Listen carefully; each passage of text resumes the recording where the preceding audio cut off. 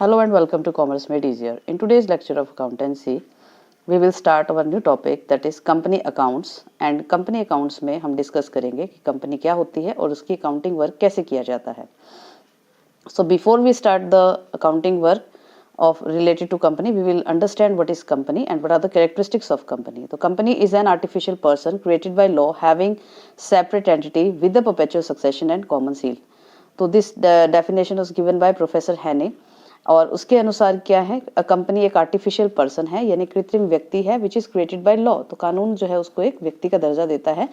It enjoys all the rights of a person having separate entity. तो उसकी एक अपनी पहचान है, जैसे कि इंसान की अपनी एक पहचान होती है, इसी तरह से कंपनी भी एक अपनी अलग आइडेंटिटी रखता है.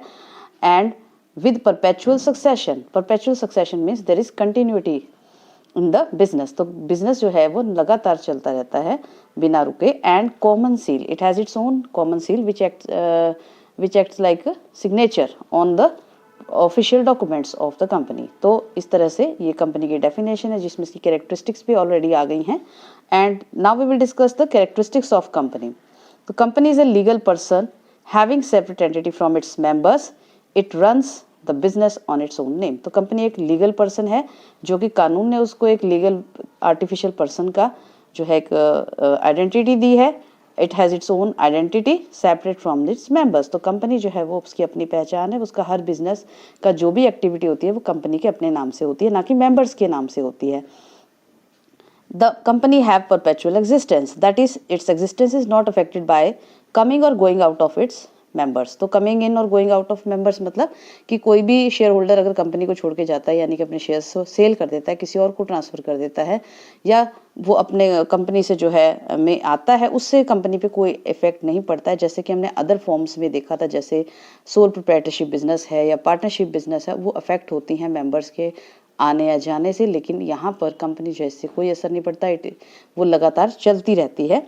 It has perpetual existence. The liability of its shareholder is limited. तो जैसे कुछ फॉर्म्स हमने देखा था, जैसे सोल प्रोप्राइटरशिप बिजनेस है, उसमें जो अनलिमिटेड लाइबिलिटी होती है मेंबर्स की होती है या जो ऑनर है उसकी होती है. लेकिन यहाँ पर जो शेयर होल्डर्स होते हैं they are actually real owners of the business, so their liability is limited.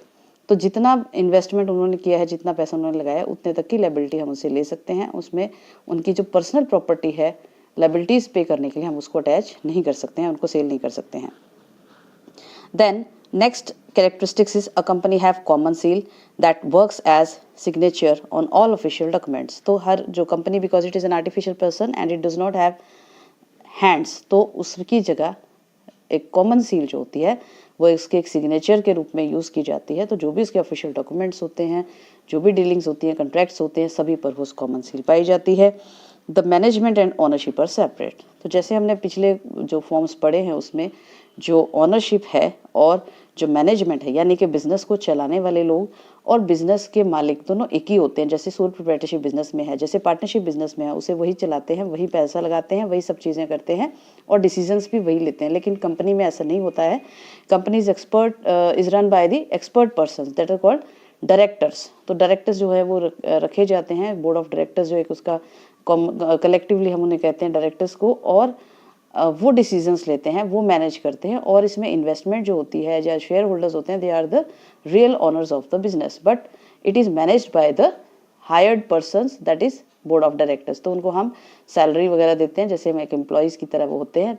और इसमें मैनेजमेंट और वो दोनों अलग अलग होती है क्योंकि इसमें बहुत सारा इन्वेस्टमेंट होता है कैपिटल का. तो उसको बहुत ही सोच समझ के और सही तरीके से इन्वेस्ट करना होता है. और बड़े लेवल पर जो बिजनेस होता है, ये largest form of the business organisation होता है, इस वजह से इसको बहुत ही सावधानी से इसको मैनेज किया जाता है. The shares of the company are freely transferable. तो जैसे हम अपना हिस्सा कभी देना चाहें, किसी को ट्रांसफ़र करना चाहें, तो आसानी से शेयर होल्डर्स जो है वो आसानी से अपने शेयर को दूसरे को ट्रांसफ़र कर सकते हैं, जो कि कुछ फॉर्म्स में पॉसिबल नहीं है, जैसे कि पार्टनरशिप बिजनेस में. Now we will discuss the types of company. तो कंपनी कितने प्रकार की होती है? Joint stock companies of 3 types. तो जॉइंट स्टॉक कंपनी 3 प्रकार की है. Company limited by shares, company limited by guarantee, unlimited company. And again, company limited by shares is of 3 types: private company, public company, one person company. तो इस तरह से ये types of company है, तो बेसिकली 3 टाइप्स की हैं, company limited by shares, company limited by guarantee and unlimited company. And company limited by shares जो है वो फिर 3 टाइप की है, private company, public company and 1 person company. इसको हम डिटेल में 1 बाय 1 डिस्कस करेंगे। Now first of all we will discuss company limited by shares. In such type of company, the liability of the members or shareholders is limited up to the nominal value of the shares held by them. तो जैसा हम पहले भी discuss कर चुके हैं, जो company limited by shares होती है उसकी जो भी शेयर होल्डर्स ने जितना भी पैसा इन्वेस्ट किया होता है उतनी, या उसकी जो शेयर्स जितने वैल्यू के खरीदे होते हैं उसकी फेस वैल्यू तक ही उसकी लायबिलिटी लिमिटेड होती है। यानी कि अगर एक आदमी ने 50,000 के शेयर्स खरीदे हमारी कंपनी से, तो उसकी जो मैक्सिमम लायबिलिटी होगी, यानी कि कंपनी में जब हम लायबिलिटी पे करेंगे या कंपनी को बंद किया जाएगा या उसको सेल किया जाएगा, तो उसको मैक्सिमम जो पैसा हम उससे ले सकते हैं दैट इज़ 50,000 रुपीज़। उससे ज़्यादा हम उसको पैसे उससे नहीं ले सकते हैं। तो जितनी नॉमिनल वैल्यू होगी शेयर्स की उतनी तक की ही लायबिलिटी जो शेयर होल्डर्स की है वो लिमिटेड होती है। And company limited bye share is of 3 types. तो सबसे पहले प्राइवेट कंपनी है, तो शेयर से जो लिमिटेड होती है कंपनी वो 3 प्रकार की होगी। तो प्राइवेट कंपनी हो सकती है, और प्राइवेट कंपनी की क्या पहचान है, the maximum number of members is 200। तो अधिकतम मेंबर्स कितने हो सकते हैं कंपनी में, 200। Then transferability of share is restricted. तो जैसे हम अपना जो शेयर होल्डर्स हैं अपना शेयर दूसरों को, या मेंबर्स जो है अपना शेयर दूसरों को ट्रांसफ़र कर सकते हैं, लेकिन प्राइवेट कंपनी में ऐसा पॉसिबल नहीं है, इसमें रिस्ट्रिक्शन होती है ट्रांसफ़र करने पर। देन थर्ड जो कैरेक्टरिस्टिक्स है that is there is prohibition to the public subscription of the securities. तो हम जो है पब्लिक इशू जो है शेयर्स का या सिक्योरिटीज़ का नहीं कर सकते हैं प्राइवेट कंपनी में। And the word private limited जो है, जिसको शॉर्ट में PVT.LTD इस तरह से भी लिखा जा सकता है, जो एंड में है किसी भी नाम के कंपनी के, प्राइवेट कंपनी के एंड में उनको प्राइवेट लिमिटेड वर्ड यूज़ करना कंपलसरी है, ताकि एक पहचान हो सके कि ये प्राइवेट कंपनी है या गवर्नमेंट कंपनी। तो इस तरह से प्राइवेट कंपनी ये होती है। एंड गवर्नमेंट रिपब्लिक कंपनी जो होती है उसके बारे में क्या विशेषताएं होती हैं। पब्लिक कंपनी जो होती है, the minimum members is 7 and maximum no limit.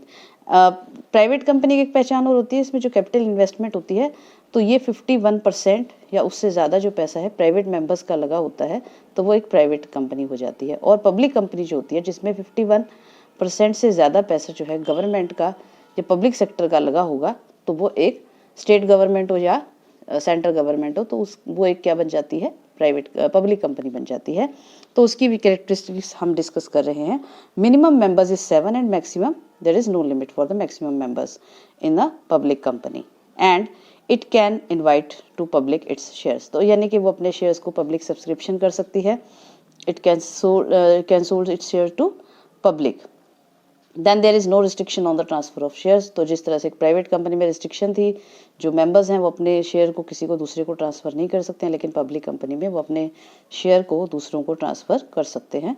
Only the word limited is used at the end of the name of company. तो जो प्राइवेट पब्लिक कंपनी होती है उसके एंड में, जैसे प्राइवेट में प्राइवेट लिमिटेड वर्ड यूज़ किया गया था, इसी तरह से जो पब्लिक लिमिटेड कंपनी है उसके आगे वर्ड जो उसके एंड में नाम के यूज़ होगा दैट इज़ लिमिटेड। तो जैसे हिंदुस्तान यूनिलीवर लिमिटेड है, इस तरीके से वर्ड जो है ये एक पहचान है जो एक कंपनी को प्राइवेट है या पब्लिक है, इससे हमें इसको आइडेंटिफाई हम कर सकते हैं। Okay, after private and public company we will discuss the third form of company limited by shares that is 1 person company. इसको OPC भी कहा जाता है। तो 1 पर्सन कंपनी क्या होता है? 1 person company means a private limited company with only 1 person as its member. तो ये एक प्राइवेट लिमिटेड कंपनी होती है जो जिसका मेंबर एक ही होता है। तो एक अकेला आदमी भी कंपनी को खोल सकता है। तो ये कंपनीज एक्ट 2013 में पॉसिबल हो पाया। इससे पहले जो है 1 पर्सन कंपनी का कंसेप्ट नहीं हुआ करता था, लेकिन अब जो है एक व्यक्ति, अकेला व्यक्ति भी अपने खुद की कंपनी खोल सकता है। The paid up share capital should not exceed 50 lakh rupees. तो इसकी शर्त क्या है कि उसकी जो पेड अप कैपिटल है, शेयर कैपिटल जो है, that should not be more than 50 lakh rupees. And its average annual turnover of 3 years should not be more than 2 crore. तो एवरेज जो टर्नओवर है एनुअल 3 सालों का, वो 2 करोड़ रुपए से ज़्यादा नहीं होना चाहिए। And 1 person can form only 1 OPC। तो एक आदमी अपने नाम से सिर्फ एक ही कंपनी खोल सकता है 1 पर्सन कंपनी के under. And OPC can be converted into private और public company after completion of 2 years of registration of if its share capital is increased beyond 50 lakh और टर्नओवर, एवरेज टर्नओवर जो है increases beyond ₹2 crore. तो एक जो 1% company है उसको convert किया जा सकता है पब्लिक या प्राइवेट कंपनी में after completion of 2 years of its registration. तो जिस डेट को रजिस्ट्रेशन हुआ है कंपनी का, ओपीसी का, उसके 2 साल के बाद उसको कन्वर्ट किया जा सकता है। यानी कि इसमें कुछ शर्तें दी गई हैं, या तो 2 साल पूरे हो गए हों, या जो है पेड अप कैपिटल कंपनी की 50 लाख से ज़्यादा हो गई हो, या उसकी ज़रूरत है, एंड टर्नओवर जो है या उसकी एवरेज टर्नओवर है वो 2 करोड़ से एक्सीड हो जाती है, ज़्यादा हो जाती है, तो उसे कन्वर्ट करना ज़रूरी हो जाता है जो बड़े लेवल की कंपनीज हैं उसके अंदर। यानी कि प्राइवेट 1% कंपनी वो नहीं रहेगी, उसको कन्वर्ट करना किया जाएगा जो नॉर्मल कंपनीज हैं उसके रूप में। उसके बाद कंपनी लिमिटेड बाय शेयर्स के बाद जो सेकंड फॉर्म थी हमारी कंपनी लिमिटेड बाय गारंटी। तो कंपनी लिमिटेड बाय गारंटी क्या है? The liability of the member is limited to the extent of the guarantee given by them in the event of winding up of the company. तो इसमें company limited by guarantee में जो members होते हैं उनकी liability जो होती है वो जितनी लेवल तक उन्होंने, जितने लिमिट तक उन्होंने गारंटी दी होती है कि हम अगर कंपनी बंद होगी तो उसमें हम इतने पैसे देंगे, गारंटी लेते हैं, तो उतनी गारंटी तक ही जो है ये पैसा सीमित होगा। तो ये इसको हम कंपनी लिमिटेड बाय गारंटी कहते हैं। और उसके बाद थर्ड फॉर्म जो है अनलिमिटेड कंपनी कहलाती है। There is no limit on the liability of the members, that is private property of the company's members can be use to pay off the debts of the company. यानी कि जो unlimited company है उसमें members की liability limited नहीं होती है, यानी कि उनकी जो पर्सनल प्रॉपर्टी है, अगर कंपनी को कोई लायबिलिटीज़ पे करनी है और उसके पास इतनी प्रॉपर्टी नहीं है कि वो उसको जो है उसकी लायबिलिटीज़ को पे कर पाए, तो मेंबर्स जो हैं, शेयर होल्डर्स जो हैं, उनकी प्राइवेट प्रॉपर्टी को भी यूज़ किया जा सकता है, उनकी संपत्ति को भी जब्त किया जा सकता है और उससे पैसा पे किया जा सकता है, कंपनी की लायबिलिटीज़ को पे किया जा सकता है। तो ऐसी कंपनियां भारत में नहीं पाई जाती हैं, मतलब यहाँ पर हम कर सकते हैं लेकिन ज़्यादा पॉपुलर इंडिया में है ही नहीं वो। तो 3 प्रकार की बेसिकली कंपनियां हैं, जिसमें कि फर्स्ट फॉर्म जो हमने पढ़ा है वो ज़्यादा पॉपुलर है, जिसमें यानी कि कंपनी लिमिटेड बाय शेयर्स वो ज़्यादा पॉपुलर है, और उसको हम आगे डिटेल में नेक्स्ट अपने वीडियो में पढ़ेंगे कि किस तरह से जो है एक कंपनी जो कैपिटल यूज़ करती है बिजनेस के लिए, जो उसे पैसा चाहिए होता है, किस तरह से वो पैसे जुटाती है। जैसे कि सोल प्रोप्राइटरशिप में बिजनेस में जो होता है, जो ओनर है वो खुद पैसा लगाता है। पार्टनरशिप बिजनेस में पार्टनर्स अपना कंट्रीब्यूशन करते हैं अपनी कैपिटल का, सभी लोग अपने थोड़े थोड़े पैसे लगाते हैं।